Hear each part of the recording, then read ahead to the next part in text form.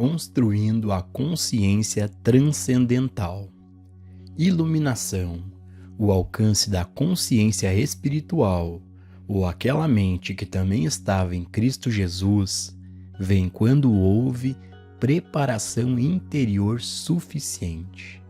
Essa preparação consiste não apenas em meditar regularmente e em aprender a mensagem da verdade, mas no que é ainda mais essencial, a prática dela. A mensagem da verdade em si não faz o trabalho de produzir harmonia em nossa experiência. Ela apenas ajuda a provocar uma mudança de consciência. Vivendo a partir do princípio de um poder. Deixe-me ilustrar isso. Em nosso estado humano comum, estamos sempre temendo o poder do mal, seja de uma forma ou de outra. Temendo infecção, contágio, temendo a idade avançada, a escassez, temendo tiranos, temendo a dominação ou aqueles que dominam. Ou ainda, temendo o clima, tempestades, relâmpagos, temendo os animais selvagens, bestas e répteis. Nesse estado dividido de consciência, em que respeitamos o poder do bem, mas tememos o poder do mal, há muito poucas possibilidades de se alcançar a iluminação. Mas, quando aceitamos o princípio espiritual de que existe apenas um poder e, portanto, não precisamos temer quaisquer poderes negativos ou malignos, começamos uma prática real desta forma de vida. E sempre que somos confrontados com uma aparência errônea, conscientemente nos lembramos: há apenas um poder. Não preciso temer o que o homem pode fazer comigo. Não preciso temer que as condições mortais podem fazer comigo. Não preciso temer o que os germes ou o que os animais podem fazer comigo. Nem preciso temer o que as balas ou bombas podem fazer comigo, porque todo o poder é poder espiritual e existe apenas um poder. Nós permanecemos nesta palavra da verdade e permitimos que ela permaneça em nós. E gradualmente começamos a perder nosso medo de forças e poderes externos e chegamos a um estado de consciência em que, mesmo que vejamos ou ouçamos falar deles, não temos medo. Na medida em que não reagimos a nada com medo ou preocupação, atingimos alguma medida de iluminação. Essa iluminação é proporcional à nossa falta de medo de qualquer coisa externa. Visto que o reino de Deus está dentro de nós, uma vez que o reino do poder e do domínio está dentro de nós, não há nada externo que possa nos trazer dano, que possa ser destrutivo ou prejudicial para nós. Mas, para o estado de consciência humano, no qual é normal e natural acreditar em dois poderes, isso não é verdade. Existem muitas coisas externas a nós que são prejudiciais. Na verdade, há mais coisas prejudiciais do que boas no mundo externo. É apenas quando nossa consciência muda que percebemos a verdade de que o poder está dentro de nós. Todo poder flui de mim, pois o reino de Deus está dentro de mim. Nenhum poder flui para mim, todo o poder está dentro de mim, visto que eu e o Pai somos um, sou infinito, e portanto não há poderes externos a mim. À medida em que permanecemos nessa verdade e permitimos que ela permaneça em nós, gradualmente perdemos o medo de que certos alimentos não combinem conosco, ou que, certos climas nos afetem. Agora, essas coisas não nos perturbam mais. Em outras palavras, à medida que nossa consciência individual muda em relação ao assunto do poder, também este mundo muda em seu efeito sobre nós. E, embora 1000 possam cair à nossa esquerda e 10.000 à nossa direita, ele, o mal, o poder externo, não chegará perto de nossa morada, daqueles que aceitaram o princípio de um poder e o estão praticando e vivendo nele, até que se torne um estado definitivo de consciência. Reconhecendo Deus como um ser individual. Os seres humanos gostam de algumas pessoas e não gostam de outras. Eles confiam em alguns e desconfiam ou temem outros. Eles amam alguns e odeiam outros. Tudo isso porque sua consciência não foi iluminada sobre o assunto da impessoalização. Deus constitui o ser individual.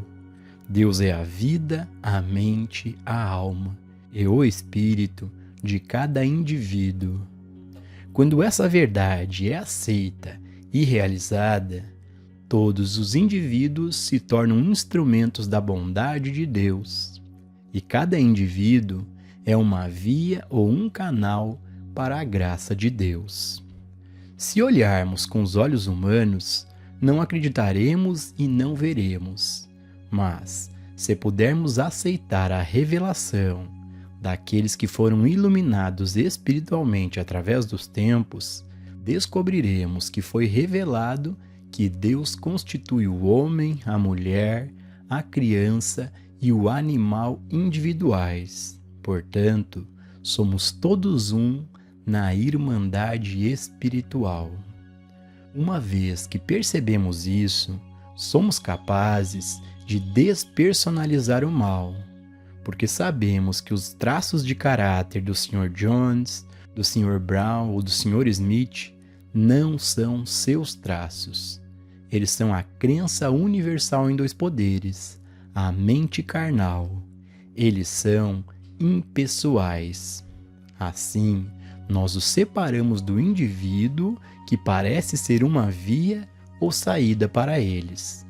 Ao fazer isso, não apenas nos tornamos imunes às sugestões da mente carnal, mas muitas vezes curamos a outra pessoa. A compreensão da identidade espiritual, uma influência protetora.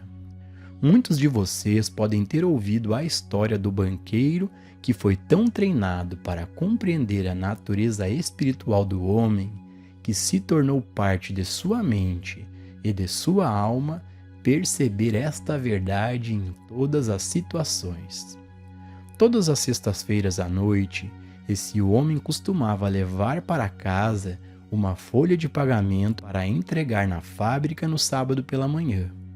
Uma noite, ele saiu do banco com sua pasta cheia de dinheiro e, ao se aproximar de um terreno que ele tinha que cruzar, algo veio a ele que parecia dizer que ele tinha esquecido algo no banco. Então ele se virou e voltou, embora no momento não pudesse se lembrar do que havia esquecido. Ele sentiu, no entanto, que havia esquecido algo, mas quando entrou no banco, descobriu que, na verdade, não esquecera de nada. Ele não conseguia entender por que voltara para lá, porque, depois de procurar em tudo, não havia uma única coisa que ele tivesse esquecido ou deixado de fazer. Então ele trancou o banco e voltou para sua casa, chegando lá em segurança. Na manhã seguinte, ele leu no jornal que, naquela mesma rua, no terreno que esteve prestes a atravessar, houve um assalto, que ocorreu poucos minutos depois que ele voltou ao banco para encontrar o que pensou ter esquecido. Ele se perguntou se isso tinha alguma relação com o que lhe acontecera na noite anterior e, Quando os 2 homens que haviam cometido o assalto foram pegos, ele pediu permissão para vê-los. Ele perguntou se o conheciam, e um deles disse: "Ó sim, você é o banqueiro. Você é o homem que procurávamos.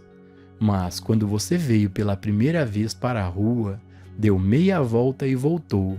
Não conseguimos chegar até você. Quando você voltou pela segunda vez, você tinha aqueles outros 2 homens com você, e não atacaríamos vocês 3. Quem eram os 2 homens que ele viu? Visto que não havia nenhuma outra pessoa com ele? Obviamente era a influência protetora divina que havia surgido em sua própria consciência interior. Uma influência protetora que veio por causa de sua permanência contínua na compreensão de que Deus constitui o ser individual. Com isso como convicção, nenhum mal poderia chegar perto de sua morada. Sempre haveria uma influência protetora com ele, mesmo que, como naquela ocasião, ela tivesse que se exteriorizar e aparecer como 2 homens. Na verdade, não havia 2 homens. Havia apenas essa influência protetora espiritual que seu próprio estado de consciência havia criado.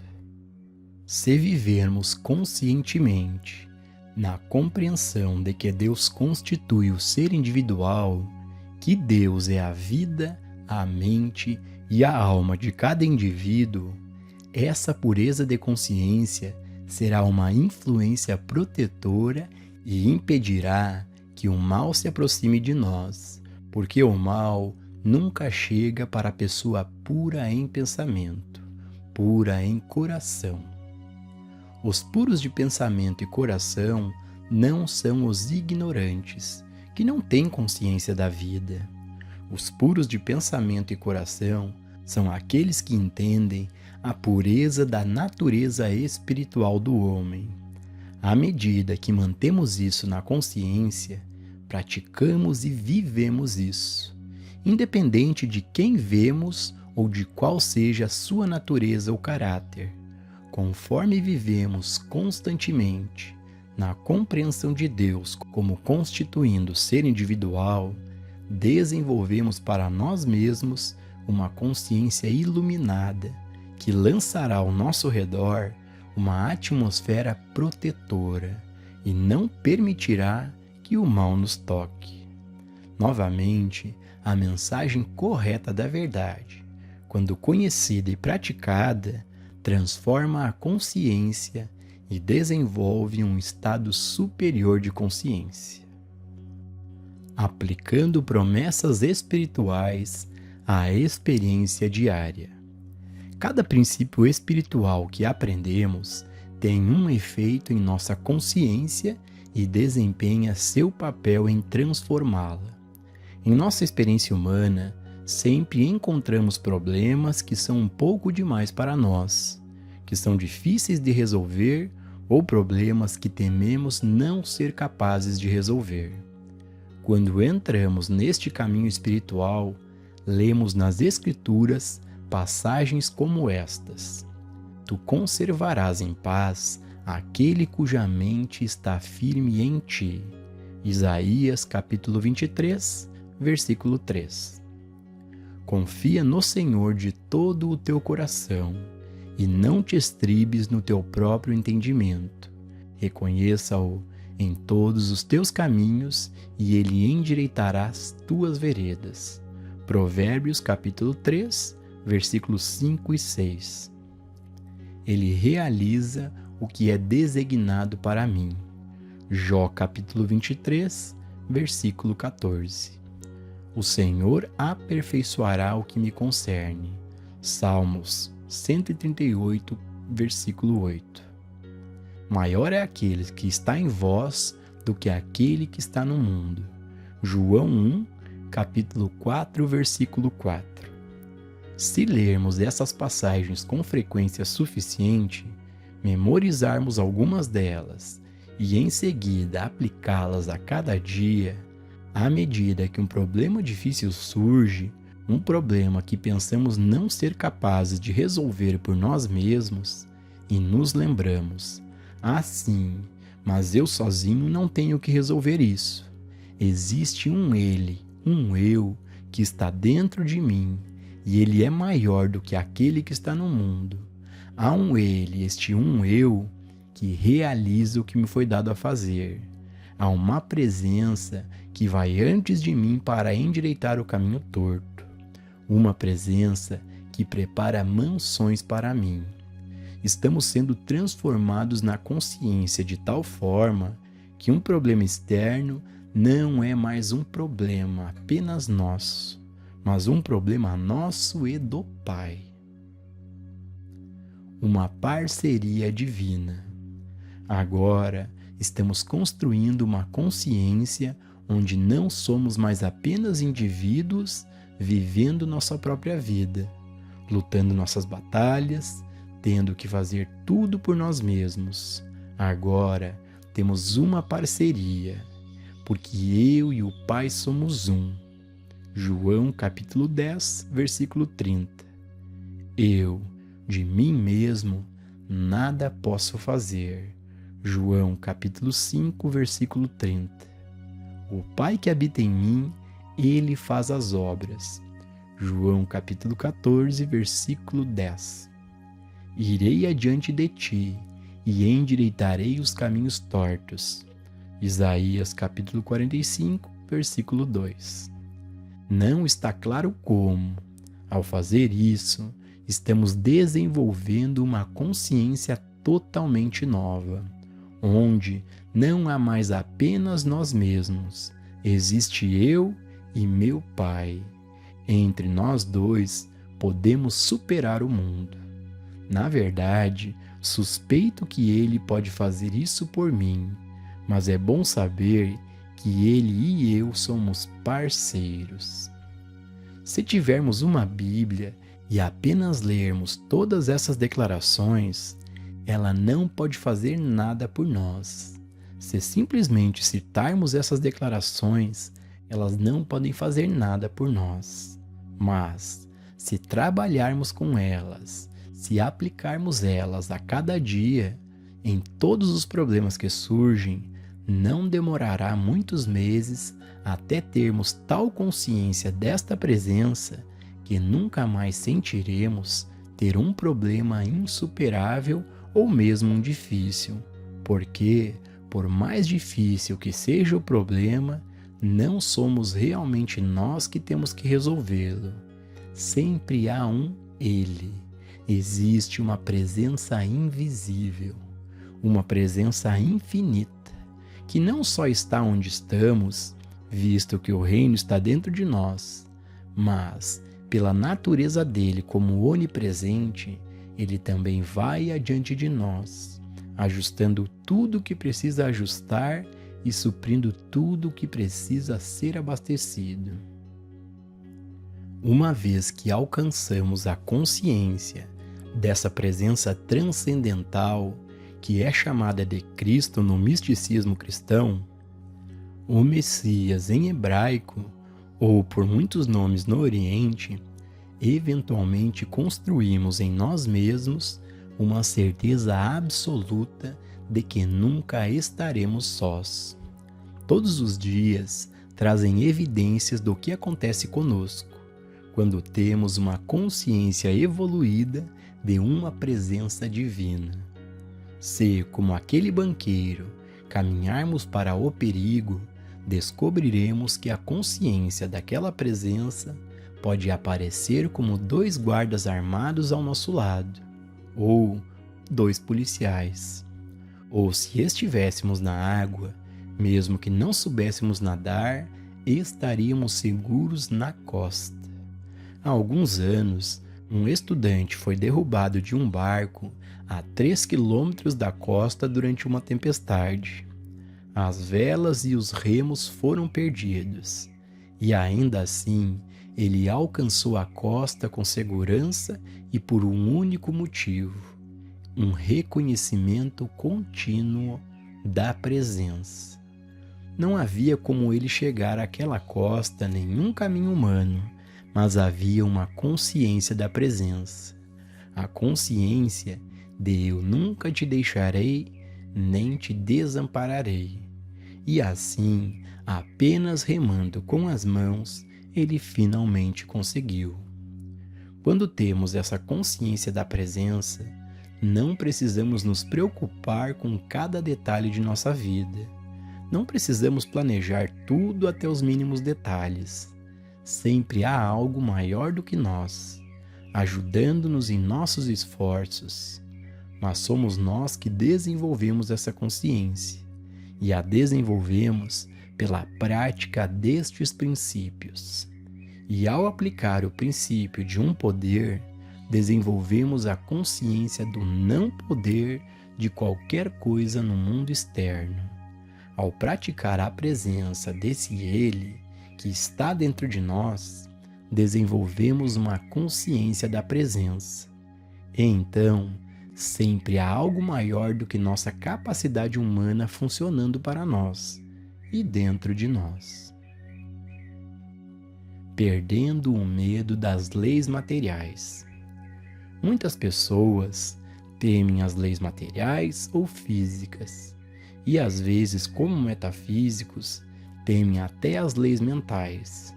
Mas não há razão para isso, porque se praticarmos fielmente o princípio de uma lei, de Deus como legislador, permaneceremos na compreensão de que a lei, em sua plenitude, é espiritual e é, portanto, tão perfeita e harmoniosa que nunca encontraremos ocasião para temer uma lei material, nem mesmo a lei do calendário, do envelhecimento.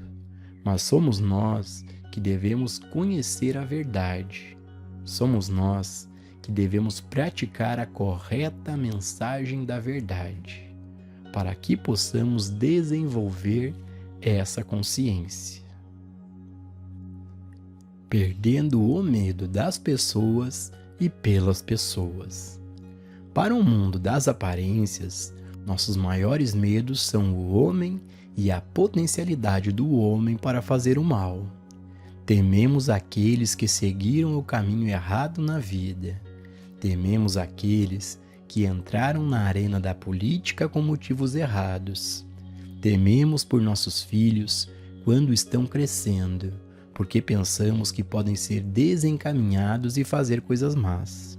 Tudo isso, entretanto, é dissipado à medida que adquirimos a consciência de Deus como ser individual. Apesar do fato de que as crianças podem parecer muito humanas, muito perniciosas e tudo o que os filhos eventualmente podem ser, todo pai deve levar para dentro de si a compreensão de Deus como constituindo alma, mente e o espírito deles, lembrando-se conscientemente de que até mesmo seus corpos são o templo do Deus vivo. Isso ajuda a manter seus corpos puros.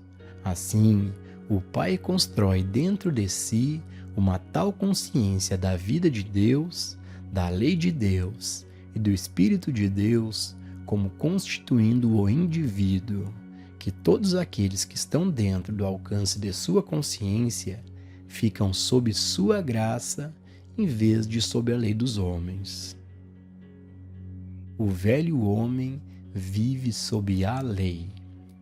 Esta consciência iluminada que buscamos e alcançamos em parte, acabará por trazer à tona a experiência que o Mestre Jesus tentou nos dar ao nos tirar da vida sobre a lei hebraica, para a nova vida que é viver pela graça.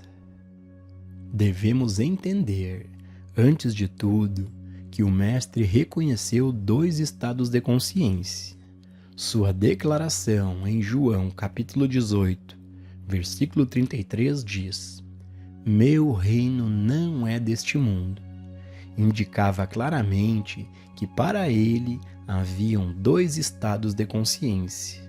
A natureza desses estados de consciência são reveladas por João, porque a lei nos foi dada por Moisés, mas a graça e a verdade vieram por Cristo Jesus. Em João capítulo 1, versículo 17. É importante entendermos claramente o significado disso, porque isso também faz parte da meta que tentamos atingir no caminho espiritual e, em certa medida, estamos alcançando. Como seres humanos, vivemos inteiramente sob a lei. Somos governados por leis físicas e mentais, mas a maior de todas as leis é aquela que realmente causou estragos na vida da humanidade, que é a lei de como você semeia, assim colherá, aquela que foi chamada de karma ou lei kármica. Na verdade, a lei kármica é a mesma lei de como você semeia, assim colherá. Como fazemos ao outro, assim será feito a nós. Como seres humanos, vivemos sob essa lei. Cada vez que pensamos, sim, até mesmo pensamos em qualquer coisa desagradável sobre alguém, algo falso, malicioso ou sensual, colocamos em ação a lei do karma, a lei do como você semeia, assim você colhe. Decretamos para nós mesmos o que acabamos de enviar. Estamos chamando de volta para nós aquilo que acabamos de fazer ou pensamos de outra pessoa. Sem dúvida, certamente volta para nós. Na verdade, o Mestre Jesus disse que não precisamos necessariamente matar um homem para que o castigo volte para nós. Em Mateus capítulo 5, versículo 22 é dito: todo aquele que se irar sem causa contra seu irmão será réu de juízo. Em Mateus 5, 28 é dito: todo aquele que lançar um olhar de cobiça para uma mulher já adulterou com ela em seu coração. Só de pensar nisso. Esse é um remédio muito forte quando paramos para pensar o quanto nossos pensamentos às vezes ficam descontrolados pela raiva, pelo ressentimento, algo de natureza injusta, algo de natureza falsa, fofoca ou escândalo. Então, às vezes, nos perguntamos por que aconteceu isso ou aconteceu aquilo conosco e sentimos que não merecíamos. Mas agora sabemos, colocamos em ação o próprio mal que se abateu sobre nós. É assim que vivemos como seres humanos, mas o Mestre Jesus tentava nos elevar a outra consciência, onde esta lei não opera, onde não existe mais uma lei do tempo para nos afetar, uma lei da matéria, uma lei do veneno, uma lei dos germes ou uma lei do karma. Toda a sua missão era nos elevar a um estado de vida onde a lei não opera, onde o karma não opera. Os cristãos perderam totalmente o ponto e, portanto, nos últimos 1700 anos, o mundo cristão tem vivido sob a lei, em vez de sob a graça. Viver sob a graça. O que é a graça? A graça é viver em harmonia absoluta e completa em todos os setores de nossa vida. Viver sem força, sem poder, sem esforço, sem pensar, sem ganhar nosso sustento por conivência humana e sem merecer isso. A vida vem a nós como um presente de Deus, como herdeiros de Deus. Pense nisso e considere cuidadosamente esta passagem de Romanos. Porque a inclinação da carne é morte, a inclinação do espírito é vida e paz. Porque a inclinação da carne é inimizade contra Deus, pois não é sujeita à lei de Deus, nem em verdade o pode ser. Portanto, os que estão na carne não podem agradar a Deus. Vós, porém, não estáis na carne, mas no Espírito, se é que o Espírito de Deus habita em vós. Romanos capítulo 8, versículos 6 ao 9. Como seres humanos, não estamos sob a lei de Deus, nem sob a graça de Deus, sem receber o dom de Deus, a proteção de Deus ou o apoio de Deus. Mas, se é que o Espírito de Deus habita em nós, tudo isso é eliminado, e então vivemos como herdeiros. Não lutamos por nada, herdamos tudo. Não nos esforçamos, nós o recebemos como um dom de Deus, como a graça de Deus. Isso que o Mestre Jesus ensinou, e o mundo tem estado muito cego para aceitar isso. Como saímos da lei para termos o Espírito de Deus habitando em nós, para que nos tornemos filhos de Deus e vivamos pela graça? O primeiro passo é revisar o Sermão da Montanha e ver o que o Mestre Jesus ensinou que deve ser abandonado. Em outras palavras, revisar aquela parte que lida com o que você já ouviu falar e depois aquela outra parte em que ele diz: mas eu, porém, vos digo. Precisamos ser conscientes, tentando cumprir aquele lado do Sermão da Montanha. Superando a semeadura e a colheita. Pode-se simplificar, compreendendo todos os dias e, se necessário, várias vezes ao dia, a seguinte contemplação: eu, de mim mesmo, nada posso fazer, seja mal ou bom. Eu, de mim mesmo, não desejo fazer o mal nem o bem. Desejo apenas ser um instrumento pelo qual o amor de Deus alcança o mundo. Não o meu amor, mas o amor de Deus. Não meus dons, mas os dons de Deus. Não a minha bondade, mas a bondade de Deus. A cada dia, tenhamos a certeza de perceber que tudo de natureza negativa que ainda está em nossa consciência não é nosso, é impessoal, é da mente carnal, portanto, não pode produzir nenhum mal.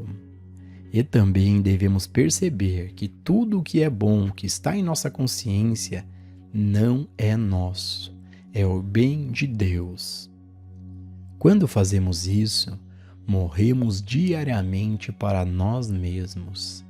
Estamos saindo de sob a lei, porque agora não estamos semeando o mal e não estamos semeando o bem. Portanto, não colheremos o mal e nem colheremos o bem. Agora não vamos semear e não vamos colher. Seremos os instrumentos da graça de Deus. Enquanto houver uma semeadura e uma colheita, haverá um eu fazendo isso. Mas, no momento em que não estivermos mais semeando ou colhendo, haverá apenas Deus resplandecendo. Se dissermos a nós mesmos, eu deterei o mal, estaremos nos dando crédito demais, como se estivéssemos nos valorizando por sermos bons, porque queremos evitar o mal. Não devemos fazer isso. Devemos perceber que o mal não é um poder. O mal não tem uma pessoa em, sobre quem ou por meio de quem operar. O mal é um nada. E o bem? Não há nada de bom em você ou em mim a ser feito. Por que me chamas de bom? Não há um bom senão um só, que é Deus. Trecho de Mateus capítulo 19, versículo 17. Que eu apenas seja usado pelo Pai, que o bem de Deus e a graça de Deus fluam através de mim, para todos que eu encontrar, seja amigo ou inimigo, seja branco ou negro, judeu ou gentil, protestante ou católico, que eu seja um instrumento através do qual a graça de Deus flui tanto para o santo quanto para o pecador. não atribuir qualidades a uma pessoa. O Mestre Jesus nunca sujeitou ninguém a julgamento, exceto aqueles que estavam em altos cargos espirituais, aqueles que ele chamou de nomes ruins. Quando vemos alguém vestindo o manto de virtude e retidão em altos postos, mas sendo podre por baixo, provavelmente está tudo bem levar o chicote até ele e expulsá-lo do templo, e não de outra forma, porque aqueles em postos elevados que estão conscientemente fazendo o mal, às vezes precisam de um duro despertar, mas, no geral, nos é seguro adotar o princípio de nenhum julgamento, de nenhuma crítica, nenhuma condenação, deixando que a graça de Deus flua para qualquer um, e todos dentro do alcance de nossa consciência, perto ou longe, santo ou pecador. Saímos da lei e entramos sob a graça quando não mais atribuímos o mal a nós mesmos ou a outrem, mas sempre o despersonalizamos. E, acima de tudo, quando não atribuímos qualidades do bem a nós mesmos. Jamais nos enganemos acreditando que somos bons, que somos filantrópicos, que somos caridosos, que somos gentis, porque por nós mesmos não somos nada disso. Se essas qualidades estão encontrando expressão através de nós, é porque Deus está encontrando expressão através de nós. E todas essas qualidades pertencem a Deus. Se temporariamente qualquer parte do mal encontrar uma saída através de nós, não nos condenemos, mas imediatamente o despersonalizemos e percebamos que isso também não é nosso. É a mente carnal que temporariamente deixamos encontrar expressão, e nosso conhecimento disso é como se estivéssemos nos arrependendo. A impessoalização conduz à consciência superior. Arrependimento é a palavra que o Mestre Jesus nos deu. O arrependimento é o essencial. Arrependimento não significa usar pano de saco e cinzas ou ficar contra a parede de lamentações e chorar sobre nossos erros do passado. Arrependimento significa o reconhecimento de que somos culpados, juntamente com a declaração de que não pretendemos permitir que isso aconteça novamente enquanto isso estiver ao nosso alcance. Impessoalizamos o mal para não condenarmos a nós mesmos ou a outrem, mas também impessoalizamos o bem para reconhecer que tudo que flui através de nós ou de outro é realmente Deus encontrando saída e expressão. Dessa forma, passamos de viver sob a lei para viver sobre a graça de Deus. Estamos sob a graça de Deus na medida que não há mais um senso pessoal dentro de nós para fazer o mal ou para fazer o bem. Somos ensinados a morrer diariamente. E morrer diariamente não significa transformar o mal em bem. Significa deixar o sentimento pessoal do eu desaparecer o mais rápido possível, para que vivamos na consciência de que todo o mal que existe é impessoal, é um nada. Tudo que existe de bom é a graça de Deus. Isso deixa o pequeno eu fora de cena. Que liberdade isso nos dá! Se estamos engajados em uma profissão ou em um negócio e percebemos que não somos dependentes da mente humana, mas que existe uma mente Cristo dentro de nós, pronta para agir por nós no momento em que nos aquietamos. Se continuássemos a viver a vida como se estivéssemos totalmente sozinhos, não poderíamos deixar de reconhecer as dificuldades que enfrentaríamos e, às vezes, a impossibilidade de as enfrentar. Há momentos em que nossos problemas não se dissolvem, mas é então que devemos ter um reconhecimento completo e claro de que existe um Pai dentro de nós e que Ele tem uma função. Existe um reino de Deus dentro de nós e Ele tem uma função. O Espírito de Deus está sobre nós e Ele tem uma função. Quando entramos em uma consciência devida, que reconhece nossa parceria com o Pai e que, embora sejamos um, o Pai é maior do que nós e o Pai vai adiante de nós, estamos desenvolvendo a consciência transcendental, que é chamada de Cristo.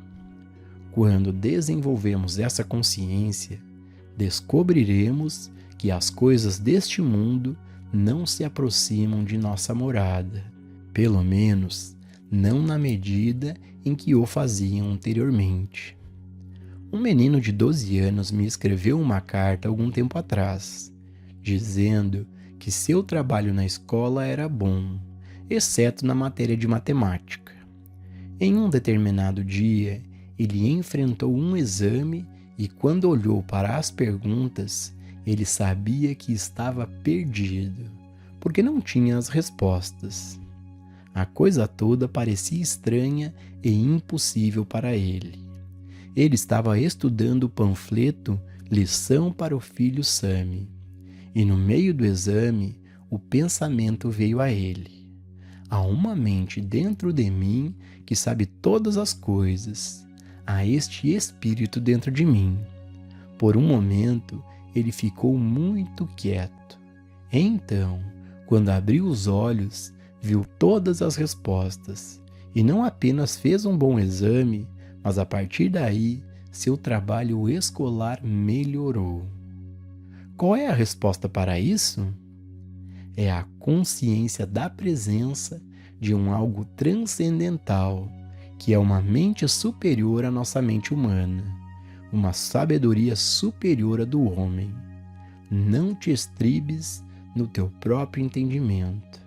Não seria maravilhoso se todas as crianças levassem isso para a escola? Como seria maravilhoso se todos os que têm um negócio ou uma profissão levassem consigo essa afirmação e se sentassem e meditassem por um momento, para permitir que a sabedoria divina se revelasse a eles, para que essa sabedoria interior viesse à tona. Por usar a mensagem da verdade correta encontrada nas Escrituras e nos escritos espirituais, com a qual construir essa consciência superior, então, quando a consciência superior está sobre nós, não precisamos mais da mensagem da verdade, exceto para o propósito de ensinar. A mensagem da verdade dada em todos os escritos é a ferramenta. É dado para o uso e prática, para que possamos desenvolver uma consciência inteiramente diferente daquela com que nascemos. Através do estudo e da prática dos princípios, é desenvolvida uma consciência que não mais teme e não mais odeia, por causa do reconhecimento de um poder. É desenvolvida uma consciência que é um reconhecimento completo de Deus como constituindo o ser individual, uma consciência da parceria de eu e meu Pai é gradualmente alcançada. Notas de gabinete. Frequentemente, quando nos sentamos para meditar, nossa mente parece estar agitada com pensamentos sobre pessoas, sobre condições e ideias que aparecem como problemas a serem resolvidos. Isso, é claro, é o resultado da crença universal ou hipnotismo universal, que afirma que existem dois poderes. Em vez de deixarmos a mente girar continuamente com esses problemas, nos afastamos deles sabendo que temos a capacidade de governar a mente, porque ela é nosso instrumento. Vejamos esta contemplação. Minha mente não é um campo de batalha por conta da crença em dois poderes. Minha mente é uma via pela qual flui o eu do meu ser. Como mente pura e não condicionada, ela não é tocada pelo pensamento carnal. E é uma porta aberta para o derramamento da beleza e da verdade do reino de Deus, da fonte eterna dentro do meu ser. Visto que esta é uma verdade universal, é a verdade sobre cada indivíduo. Depois dessa compreensão, é mais fácil se acalmar, relaxar e ouvir, até que a liberação venha de dentro. As constantes pressões deste mundo trazem para todos nós momentos em que parece que existe um poder a mais, e justo nestes momentos devemos estar atentos contra as tentações. Em vez de ceder à tentação, tomamos posse de nossa mente e a colocamos em seu devido lugar como nosso instrumento, sujeito à nossa direção, nosso servo, em vez de nosso Senhor. Os 2 capítulos seguintes dos escritos devem ajudá-lo a fazer isso. Domínio sobre a mente, o corpo e o bolso, do livro Nossos Recursos Espirituais, e a mente incondicionada, do livro Trovejar do Silêncio. Trechos preparados pelo editor. A vida, se confiada inteiramente à nossa própria força e sabedoria, pode ser às vezes boa e às vezes má. Mas, quando nos valemos dos tesouros infinitos, desse algo interior maior do que nós, cada vez menos somos vítimas das circunstâncias e mais entramos no domínio consciente, vendo a vida se desenrolar alegremente dia a dia, sabendo que a responsabilidade não é mais nossa, mas repousa sobre seus ombros. Joel Goldsmith enfatizou a importância de praticar constantemente a presença e, assim, estarmos conscientes de sua atividade em nossa experiência. Os trechos a seguir mostram maneiras diferentes pelos quais podemos reconhecê-lo. Praticando a presença. Eu nada posso fazer por mim mesmo. É o Pai dentro de mim que faz as obras. E eu estou no Pai, e o Pai está em mim. Todo o ar que me rodeia é um oceano de Deus, e me preenche por fora e por dentro. Eu vivo, me movo e tenho meu ser neste oceano de Deus, neste mar de amor e sabedoria. Estou em Deus e Deus está em mim. Eu habito no abrigo secreto do Altíssimo. Eu vivo em Deus. Eu me elevo para a atmosfera, quieto, rodeado pela vida eterna e pelo amor eterno que é a natureza de Deus. Não posso escapar de seus braços.